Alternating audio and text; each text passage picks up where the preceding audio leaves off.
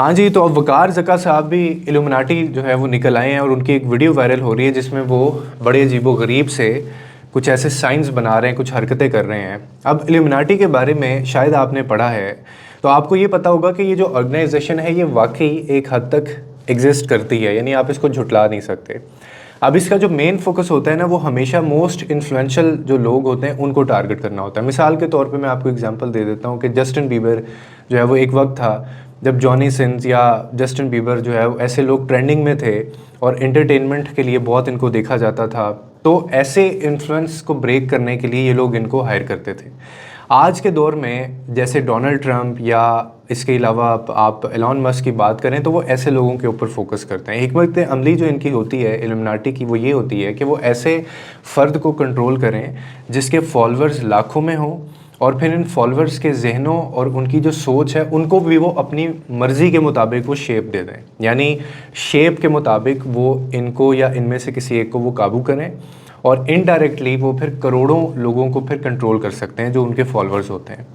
अब आ जाते हैं उस बात की तरफ जिससे हमने शुरू की थी कि वकार ज़का साहब जो हैं उनके बारे में। तो हकीकत ये है कि वो इस कैटेगरी में, मतलब आप टॉप को तो छोड़ें ना, वो बॉटम से भी इस लेवल पे नहीं आते। अब उसकी मैं आपको रीज़न बता देता हूँ कि इनके स्टैंडर्ड्स पर जो है ना वो पूरा उतरना एक तो बहुत मुश्किल होता है। अगर आपने इल्यूमिनाटी ने आपको हायर करना है तो आपको एक ऐसे हल्के में शामिल होना पड़ता है, जैसे मैंने डोनाल्ड ट्रंप जैसा एक बहुत बड़ा नाम लिया। आपको दो चीज़ें बेसिकली इल्यूमिनाटी में जाने के लिए जब आप चले जाते हैं तो दो चीज़ें वो आपको देते हैं। एक होती है वो आपको दुनिया की एक कामयाबी देते हैं, ठीक है, जैसे पावर हो सकती है, आपका फेम हो सकता है, वेल्थ हो सकती है, या आपके दुनिया के जो रिसोर्सेज हैं वो हो सकते हैं। और जहाँ तक वकार ज़का का ताल्लुक़ है और जितना मैं जानता हूँ, उनकी अगर हम शोहरत की बात करें तो उसकी हकीकत ये है कि इनके सिर्फ ये जो हरकत इन्होंने की है ये वायरल हुक्स के लिए की है, ये ख़ुद को सेल इन्होंने करने की कोशिश की है, और ये मंथली ग्रुप्स मेंटेन करने के अलावा कुछ नहीं करते, या ये ट्रेडिंग करते हैं उससे पैसा कमाते हैं। इनका जो कंटेंट है वो ज़्यादातर इंगेज लोगों को नहीं करता, वो या तो फेसबुक पे है या यूट्यूब के ऊपर व्यूज़ उसके ऊपर इतने बहुत ज़्यादा कोई आते नहीं हैं। हाँ, ट्रेडिंग की अगर आप बात करें तो उसमें ही अच्छा खासा पैसा कमा रहे हैं। और जहाँ तक पैसे की बात की जाए तो जो इल्यूमिनाटी है ना, उनका दिया हुआ पैसा जो है वो ट्रेडिंग या हार्ड वर्क के ज़रिए नहीं कमाया जा सकता। अब अगर लोग फेम से वो इतना पैसा कमा भी लेते हैं, मेहनत करके अगर वो कमा भी लेते हैं, तो फिर उनके पीछे इल्यूमिनाटी जो है वो इसलिए नहीं होती क्योंकि उनको चाहिए होता है एक ग्लोबल पॉलिटिकल बंदा चाहिए होता है। मैं ये ज़रूर मानता हूँ कि वकार ज़का के पास जो है वो फ़ेम है, नो डाउट। पाकिस्तान में काफ़ी ज़्यादा लोगों के पास इतना फ़ेम नहीं है, पैसा भी है, लेकिन फ़ेम जो है वो लिमिटेड है और पैसा जो है वो उनकी पर्सनल स्ट्रगल का नतीजा है। लेकिन जो इल्यूमिनाटी है उसके स्टैंडर्ड्स के मुताबिक जो है वो ये क्वालिफाई नहीं करते उसमें, ठीक है। क्वालिफाई क्यों नहीं करते, मैंने आपको बता दिया कि वो ऐसे लोगों को टारगेट करते हैं जिनके फॉलोअर्स बहुत ज़्यादा उनसे इन्फ्लुएंस होते हों। अब अगर मैं आपको समझाना चाहूँ तो इल्यूमिनाटी जो है वो एक मिस्ट्री सोसाइटी के तौर पर इसको पेश किया जाता है, और लोग ये समझते हैं कि ये एक सीक्रेट ऑर्गेनाइजेशन है जो कि कंट्रोल करता है पूरी दुनिया को।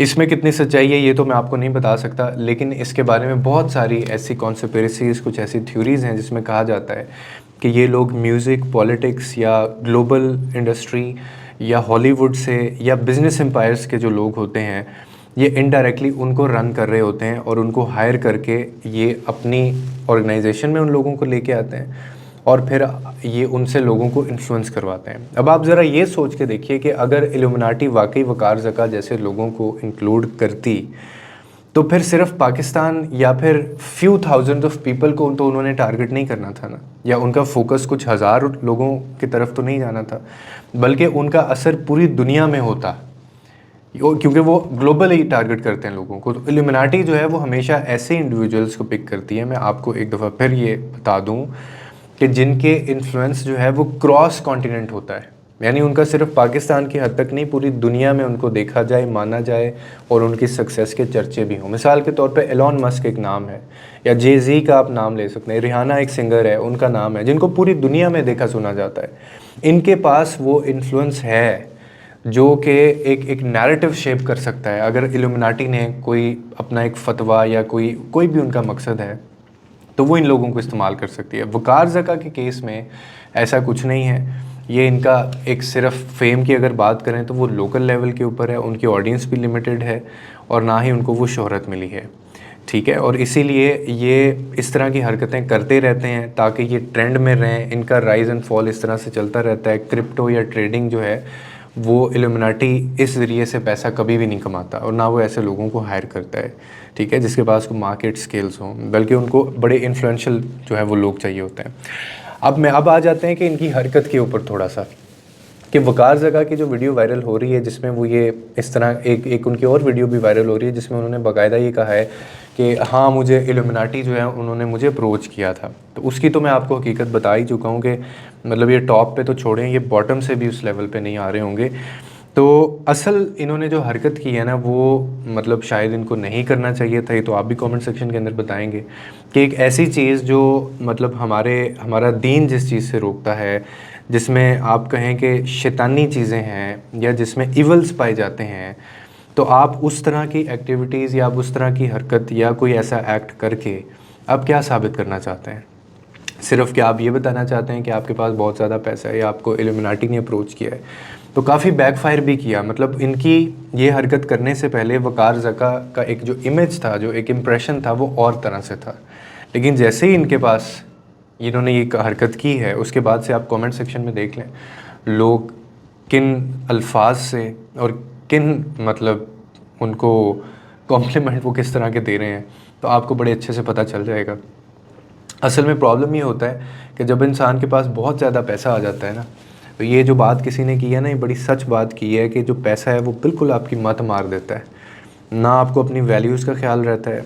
ये जितने फैमिली व्लॉगर्स आप देख लें या जितने ये जो बैटिंग ऐप्स प्रमोट करने वाले जो लोग, जो यूट्यूबर्स थे, या इसके अलावा और बहुत सारे ऐसे सेलिब्रिटीज़ हैं जिनके पास पैसा बहुत ज़्यादा जब आ जाता है तो वो अपनी वैल्यूज़ बदल लेते हैं, वो अपना हुलिया भी बदल लेते हैं, वो अपने स्टैंडर्ड्स भी गिरा लेते हैं। ऊपर स्टैंडर्ड्स लेके जाने के बजाय वो नीचे गिरा लेते हैं अपने स्टैंडर्ड्स, क्योंकि वो पैसा जो है वो उनसे सारी चीज़ें करवा रहा होता है।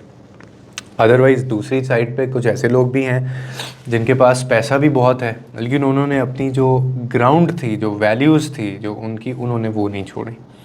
तो that was not necessary. I think मैं यही कहना चाहूँगा कि वकार ज़का ने ये जो किया ये ज़रूरी नहीं था एक तो, और उन्होंने ये करके जो है बहुत सारे अपने ही फॉलोअर्स उनके ख़िलाफ़ हो गए हैं।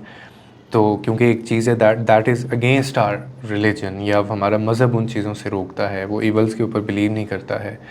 और ये इस तरह की सुपर पावर्स को जो है वो हम एक सिर्फ अल्लाह को मानते हैं, अल्लाह को ही हम लोग सुपर पावर मानते हैं। उससे बढ़ के हमारे लिए ज़िंदगी में दुनिया में और कोई नहीं है, या हमारे प्रॉफिट मोहम्मद सल्लल्लाहु अलैहि वसल्लम उनकी ज़ात से बढ़ के हमारे लिए कुछ नहीं है। तो जब आप इस तरह की हरकतें करते हैं ना, तो फिर आप थोड़ा सा हॉट वाटर में आ जाते हैं। तो वकार ज़का के साथ शायद यही हुआ। आप इस सारे मामले में क्या कहते हैं? कमेंट सेक्शन के अंदर आप बता सकते हैं। लोगों के लिए आसानियाँ पैदा करें, रब आपके लिए आसानियाँ पैदा करेगा।